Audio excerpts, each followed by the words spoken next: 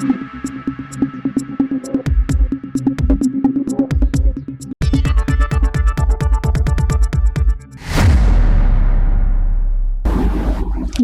সময় বাংলা সংবাদে আপনাদের স্বাগত। আপনাদের সাথে আমি প্রীতি। দেখে নেব আজকের বিশেষ সংবাদ। বীরভূমের দাপুটে তৃণমূল নেতা অনুব্রত মণ্ডলের গলায় কার্যত অন্য সুর।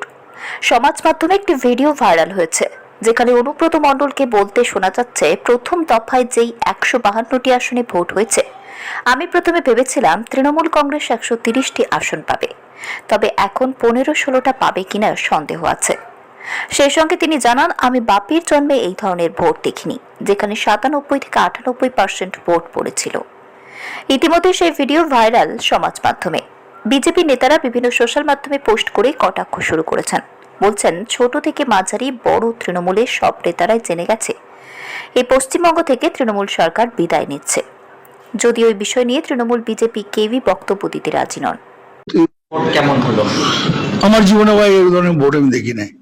এই 96, 97, 98% পোল 152টা দল। তো আমি প্রথম বলেছিলাম 130টা বলেছিলাম তৃণমূল কংগ্রেস, 15-16টা পাবে কিনা সন্দেহ আছে এই ফার্স্ট ভোটে।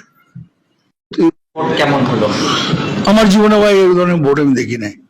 এই 96, 97, 98% পোল 152টা দল। তো আমি প্রথম বলেছিলাম 130টা বলেছিলাম তৃণমূল কংগ্রেস, 15-16টা পাবে কিনা সন্দেহ আছে এই ফার্স্ট ভোটে। কেমন হলো? আমার জীবনে ভাই এই ধরনের ভোট আমি দেখি নাই। এই 96, 97, 98% পোল 152টা দল। তো আমি প্রথম বলেছিলাম 130টা বলেছিলাম তৃণমূল কংগ্রেস, 15-16টা পাবে কিনা সন্দেহ আছে এই ফার্স্ট ভোটে। কেমন হলো? আমার জীবনে ভাই এই ধরনের ভোট আমি দেখি নাই।